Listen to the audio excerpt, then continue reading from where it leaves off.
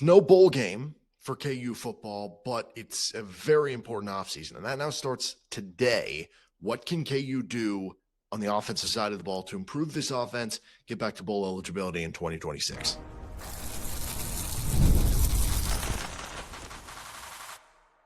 You are Locked On Jayhawks, your daily podcast on the Kansas Jayhawks. Part of the Locked On Podcast Network, your team every day. What's going on? Derek Johnson here. This is Locked On Jayhawks. Thanks for making the Locked On Podcast Network the #1 sports podcast network. And on today's episode of the show, we're going to be breaking down what KU should be looking to do via the transfer portal and in the offseason. Where are positions they should add? Where should they invest more in financially? Where are certain positions that maybe they shouldn't invest as much, or maybe they should be, more looking to the depth approach? And we're going to do that with the offense on today's episode, which is brought to you by Game Time. Download the Game Time app, create an account, and use code LOCKEDONCollege for $20 off your first purchase. So we're going to start with what starter level players, what bigger investments do they need to make. Then we'll move on to kind of the depth pieces, and then we'll finish up with maybe some positions that they don't need coming into the year. Let's start with those starters. I think the first one that sticks out to me is the running back position, because that's a position where when I'm looking at it with the running backs, I like some of these young guys. I really like Corey Amakri in the class of 2026. Seems like the staff likes Thurman. When you look at Harry Stewart, that was a guy that a lot of people were high on coming out of the recruiting class. And we haven't seen a ton of him on the field, but some limited reps this year looked pretty good from what he provided. So there's a chance that one of these young guys is ready to step up. And in fact, I would like to see an opportunity for one of these young guys to step up. But even if that is the case, we've seen Kansas operate in a 1A and 1B approach. Now, really, Devin Neal's last year, that became a Devin Neal is the one. But even in other years, like Devin Neal was the 1A with Daniel Highshaw as the 1B. Or you've seen, some situations where Andy Kotelnicki used to call it like a pair and a spare, where you would have kind of the two guys and then have the third guy as kind of the backup. Like when Dylan McDuffie, he was probably the most, productive of the third strings KU's had. Maybe you view it as, hey, the young guys can provide us the 1B. If they're the 1A, great, but you still got to get a 1B. And then our other good young guy, whichever one we deem to be the second best, will be our spare, so to speak. Like, I think that would make sense. And then when you look at it, like, if we look at some of these different numbers for the KU offense, like the offensive line graded out well on Pro Football Focus, at least in terms of run blocking specifically.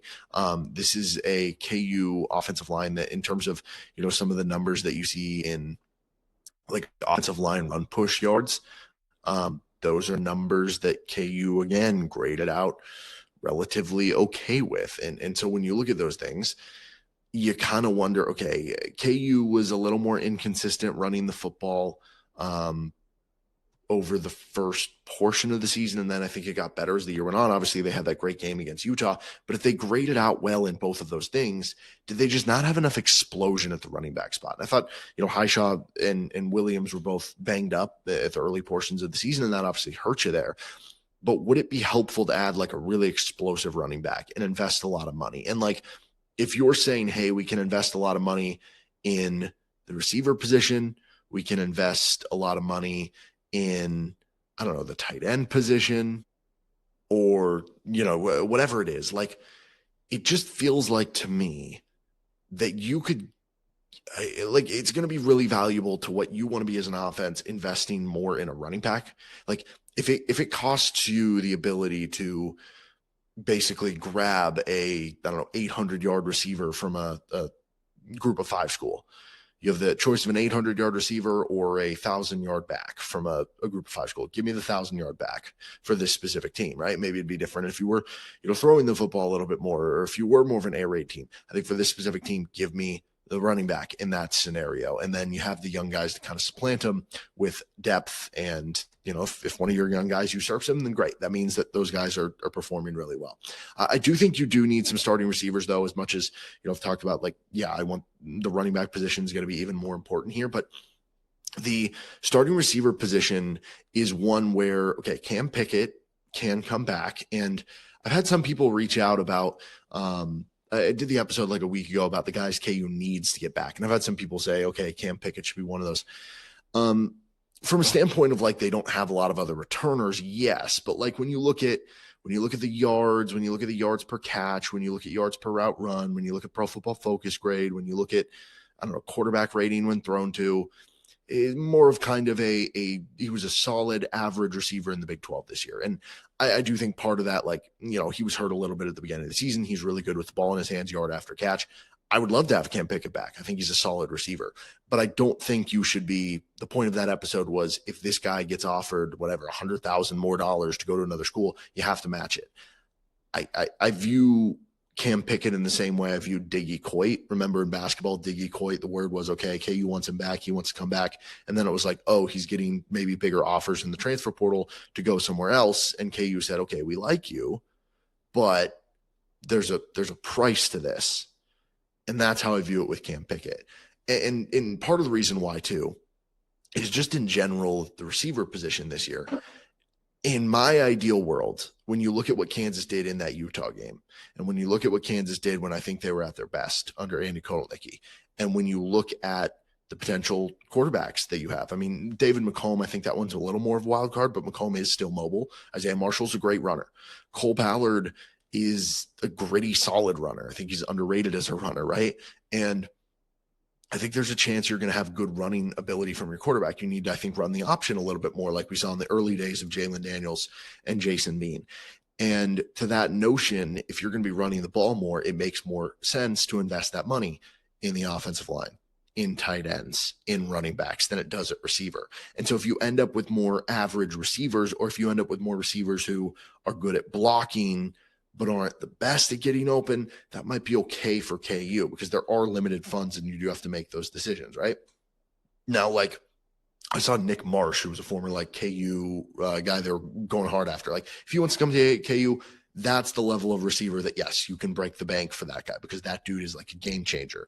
But outside of that, like if you have to roll into this season with one starter addition, that's the level of like, yeah, you added a Bryson Canty, Cam Pickett last year with Pickett and Keaton Kubeka moving into a bigger role. I think that's okay for what KU needs. Still, though, you could use at least one starter from the receiver position. And then that brings us to tight end. If Carson Brune is going to come back like fully good to go, then maybe the tight end you need isn't as much the starter. Maybe it's more of a 1B situation like the running back.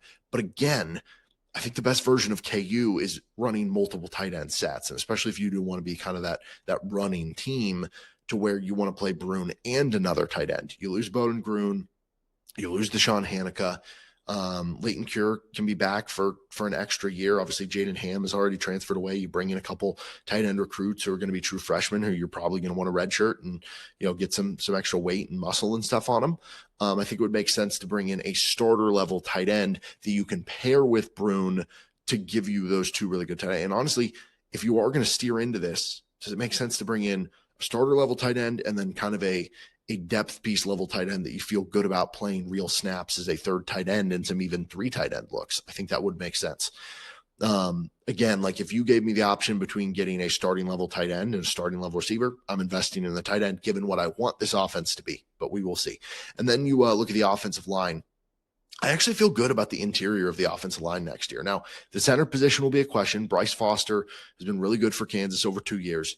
You bring in Tyler Mercer via the portal last year, who was a starter for North Texas, and certainly the blow up for North Texas this year makes me feel even better that Mercer was a part of that program for a year. Basically, redshirts, develops for KU, gets to learn from Foster. I think he'll be solid now for KU. I think that's probably valuable to get to play a lot and get to sit back, learn, and then get to go back out there and play. But I really like KU's 2 guards upcoming this year. The question to me is going to be tackle. And with Calvin Clements, I thought he played a lot better over the back half of the season. Probably after the Texas Tech game. And with Clements, can he continue to develop? And then what are you going to do with the other tackle spot? Like Enrique Cruz is actually really solid for KU. I think kind of an unheralded addition for KU that they were able to make. Do you feel good about the development of Lavrusky or Abajian or Antonio Wilson or Jack Tanner or somebody like that? Maybe you'd rather have one of those guys like your swing tackle as the backup. I think it makes sense. And again, going back to like, would you rather at a start, like honestly, maybe adding a starting level right tackle. And I don't even know, do you consider moving Clements to right tackle and adding a left tackle? It probably all depends. But I think adding a tackle, a good tackle, a starting level tackle, that might actually be the number one priority, because you look at KU's best teams, you look at KU's best offenses under Lance Leipold. What did they have, right? You had Dominic Pooney as an offensive lineman. You had Earl Bostic as an offensive lineman. These are dudes who were earning, at least all Big 12 honorable mention recognition. At least were earning training camp or practice squad invites or seasons on the practice squad in the NFL afterwards, right? You think of Bryce Cable, he gets drafted. You think of Logan Brown, who's an all Big 12 player. So I think that's where KU probably needs to invest the money the most on those starting positions. And when you look at the offense specifically, so if I was looking at ranking of importance, I would probably say offensive tackle 1, running back maybe 1B, and then I'd probably go tight end, and then receiver, I guess would be the way that I'm looking at there. But you do need to at least probably get a starter level player at every level of those positions. All right. What about depth? What positions do you need to add depth? Not just like a starter level player, players that can come in and be, on the 2 deep, or a player who can come in and rotate in. We'll get to that next. This is Locked On Jayhawks. This episode of the show is brought to you by Omaha Steaks. The holidays always feel a little easier when you already know the perfect gift, and Omaha Steaks makes it almost too simple. Whether you're treating yourself this season or sending something memorable to family and friends, Omaha Steaks delivers handcrafted perfection right to their door. And this week is the best time to jump in because their cyber sale's here and the deals are huge.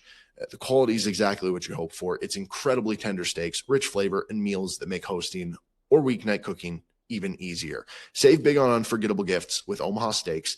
Visit omahasteaks.com for 50% off site-wide and an extra 20% off select favorites during their cyber sale. And for an additional $35 off, use promo code COLLEGE at checkout. That is omahasteaks.com, promo code COLLEGE. Terms apply. See site for details. Thanks for joining us on this episode of Locked On Jayhawks. And again, thank you to Everydayers catching each and every episode of the show. What positions does KU need to add depth to the offense? I think going back to receiver, that's going to be one, right? You probably need to add a starter. Maybe you add 2. Again, I'd rather invest in some of those other positions. But you look at the receiver position, if you do only add 1 starter, you're definitely going to need some more depth, right? Because you lose, obviously, a lot of seniors from the team. Emmanuel Henderson obviously comes to mind with being your best receiver. But it's not just Emmanuel Henderson who you lost off the roster. Bryson Canty graduates away. Levi Wentz graduates away. And then that doesn't even account if you lose anybody via the transfer portal, or if you lose anybody, as maybe a transfer that you expected to have a big role and they don't end up coming back. And so right now, I think the way you're looking at it, like I said, I'd be comfortable with Keaton Kubeka starting next to Cam Pickett, and then you add a starter to be the third.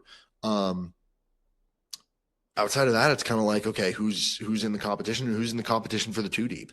Maybe you would look at Tate Nagy, a guy who was good enough to play as a true freshman, albeit on punt return. So different role and kind of asks of what you're looking to do. But does it make sense to have him as kind of the backup slot receiver to Cam Pickett? That would probably make a little bit of sense. Jaden Doss, we didn't really hear much about him this year after transferring in from Nebraska. What does he bring with another year of development? Can he compete to at least be on the 2 deep this year? You brought in a bunch of freshman receivers, Tyron Parker, Nate Sims, Corbin Glasgow. Well, Sims had a season-ending injury in his high school season, so I'd imagine he'll be an easy redshirt for this year, his first year of football, as he kind of works his way back from that. Glasgow wouldn't surprise me if he gets on the field just because of the speed alone. Parker's got a big body and speed, so maybe he can a little bit here. Jaden Nickens is a former highly recruited player for you. We'll see what happens there, because he obviously didn't end up getting to play the second sport with basketball, so I don't know what will happen there. You got Bryson Hayes, who redshirted, Jackson Cooker redshirted.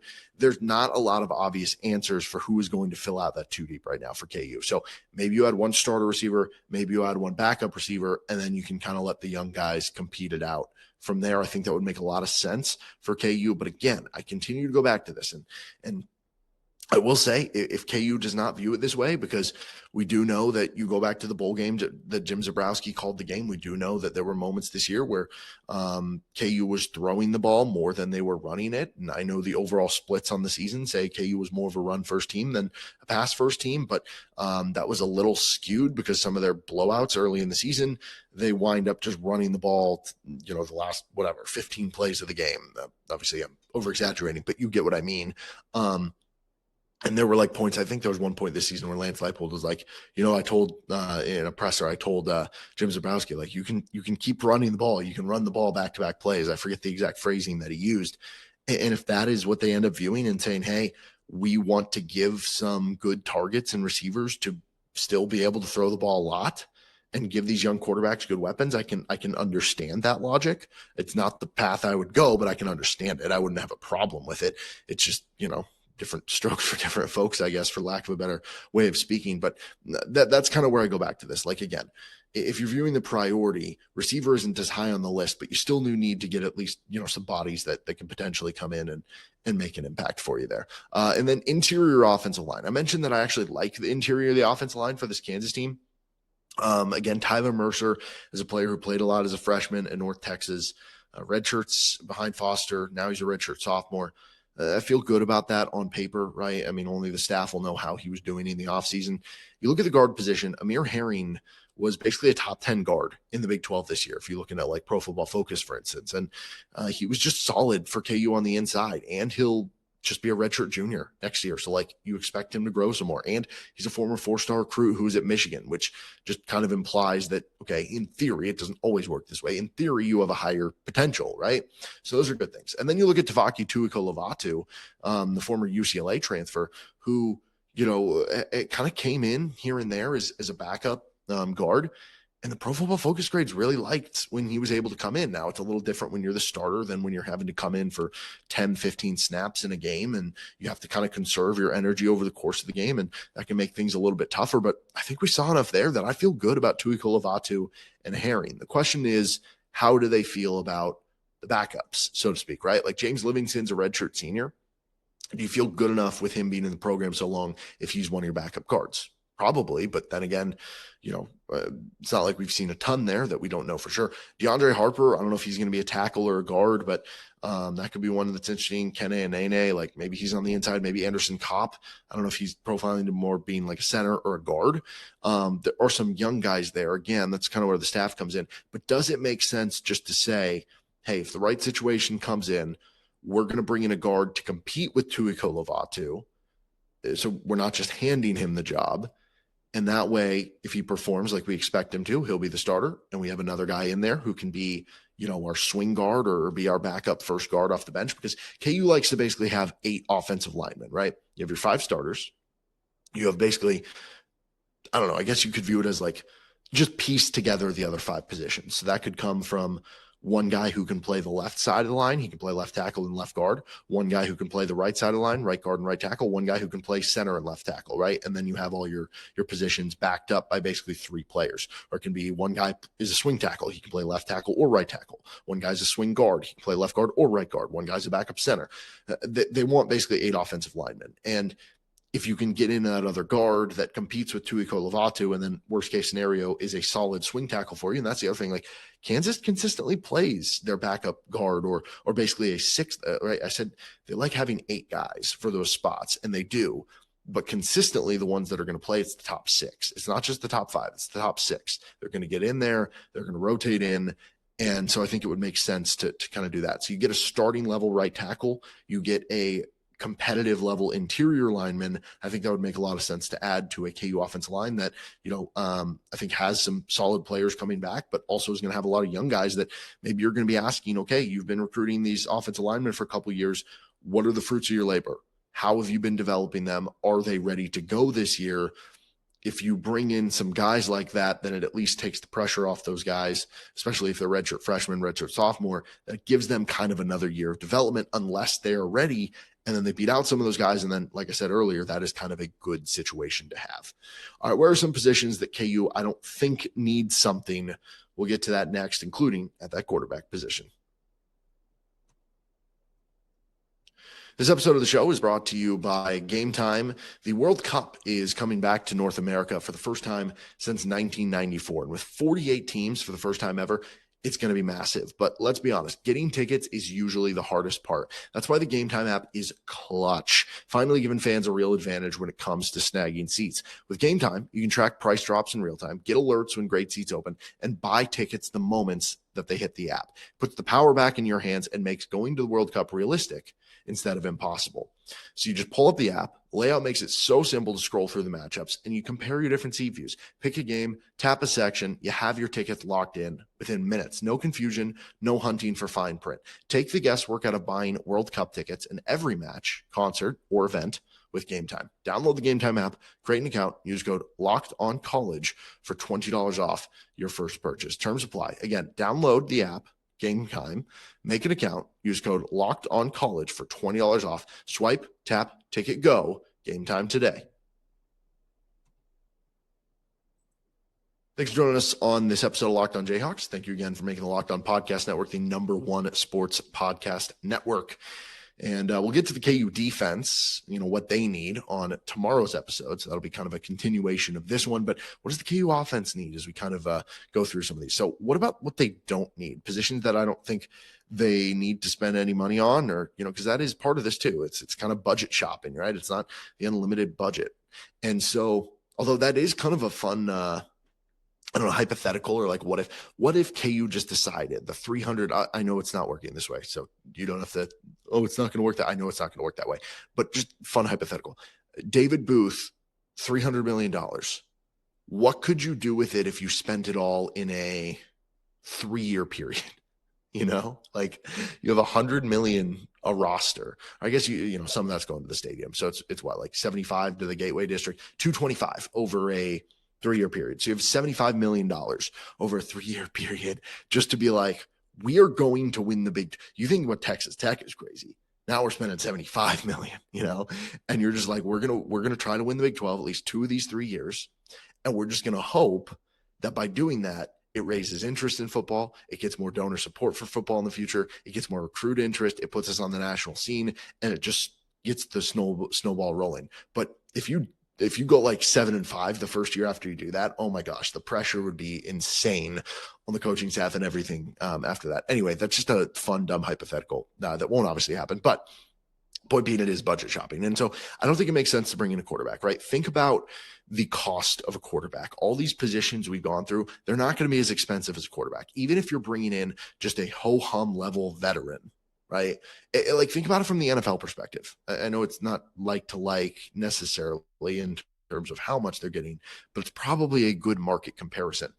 Your average level like, if, I don't know, Baker Mayfield, he's been good this year, so maybe that's a bad comparison. But like, I don't know, what is Jacoby Brissett getting? That's actually a good one. I'm going to Google that real quick. Okay, Jacoby Brissett has been like a, I don't know, kind of lifelong backup, I guess you would say, right? And now he's actually starting for the Arizona Cardinals. He signed a 2-year, $12.5 million contract, right? And like Drew Tranquill, who has been a 2-3-year starting linebacker for the Kansas City Chiefs, has been a good player. He's making like $7 million a year. So basically a journeyman backup quarterback. And honestly, that Brissett contract was cheaper than I was expecting it to be. It costs a lot of money. And so if not bringing in a quarterback who is probably not going to be that much of a game changer, would be more of a veteran anyway, is going to allow you to bring in that good receiver, good running back, or good offensive lineman.